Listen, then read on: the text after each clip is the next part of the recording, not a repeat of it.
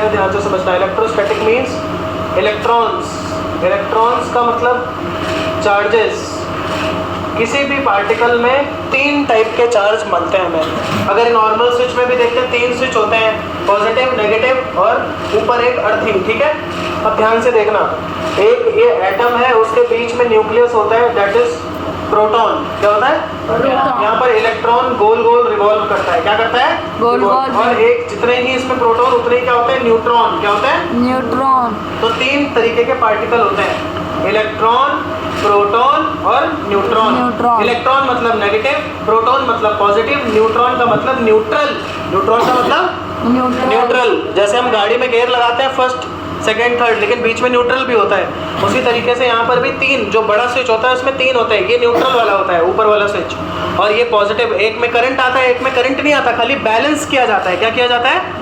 Balance. अगर एक तरफ नेगेटिव है तो दूसरी तरफ पॉजिटिव रहना पड़ेगा, अगर पॉजिटिव नहीं रहेगा तो फ्लो नहीं होगा। मतलब यहाँ से हवा तेज आ रही है, तुम इससे तेज कूलर इसके खिलाफ चला दो तो हवा यहाँ से वहाँ जाने लगेगी। समझ लो ना? तो इलेक्ट्रॉन भी जो वहाँ पावर हाउस से आते हैं, वहाँ पर हमारे यहाँ पर ये 0 है, लाइट चली जाती है तो 0 हो जाता है। वहाँ पर फुल पावर है पावर हाउस से, जब वो ऑन करते हैं तो इलेक्ट्रॉन वहाँ से हमारे यहाँ तक ट्रैवल करते हैं, फिर ये इलेक्ट्रॉन ट्रैवल होकर के लाइट भी जलाते हैं, ठीक है।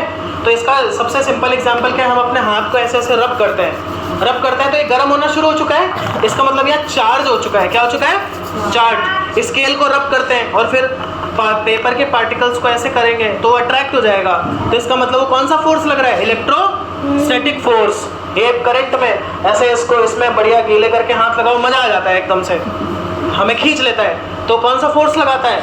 इलेक्ट्रोस्टैटिक। इलेक्ट्रोस्टैटिक फोर्स मतलब the force which is exerted by the charges, और सिंपल लैंग्वेज में बाय इलेक्ट्रिसिटी, लेकिन इलेक्ट्रिसिटी खाली ऐसे ही नहीं होती। हम हाथ रब कर रहे हैं तो भी इलेक्ट्रोस्टैटिक चार्ज है, स्केल रब कर रहे हैं, बैलून्स को रब करते हैं, बैलून उनको रब करेंगे तो भी वहाँ पर जो चार्ज प्रोड्यूस होता है वो कौन सा प्रोड्यूस होता है? इलेक्ट्रोस्टैटिक, ठीक है। बोलो, डाउट बोलो। ये वाला न्यूट्रॉन ये एक एटम के पार्टिकल है। 3 लोग थे, एक का नाम था थॉमसन, एक का नाम था रदरफोर्ड, एक का नाम था बोहर। ये तीनों लोगों ने मिलकर एटम का एक मॉडल बनाया। तो उन्होंने बताया कि बीच में सबसे बड़ा पार्टिकल रहता है न्यूक्लियस। उस न्यूक्लियस के अंदर क्या रहते हैं? प्रोटॉन और न्यूट्रॉन। क्या होता है? प्रोटॉन और न्यूट्रॉन। वो पूरा वजन बनाता है उस चीज का। और उस एटम के किनारे गोल गोल कौन घूमता रहता है? इलेक्ट्रॉन। ये मॉडल दिया था बोहर ने, उसका नाम था बोहर, BOHR। और 3 साइंटिस्ट लगे थे, पहले जे थॉमसन, उसके बाद रदरफोर्ड के बाद बोहर ने फाइनली बोला कि बीच में न्यूक्लियस होगा और इलेक्ट्रॉन गोल गोल करके एक ऑर्बिट में घूमता है, जस्ट लाइक ऊपर सन है और उसके आसपास सारे कौन कौन घूमते हैं? सारे प्लैनेट्स घूमते रहते हैं, या अर्थ बीच में, अर्थ के किनारे सारे प्लैनेट्स घूमते रहते हैं, ठीक है। आपस में एक दूसरे से टक्कर नहीं खाते, वो एक ही ऑर्बिट में रिवॉल्व करते रहते हैं। उसी तरीके का मॉडल यहाँ पर दिया, इसको बोलते हैं मॉडल ऑफ एटम या स्ट्रक्चर ऑफ एटम।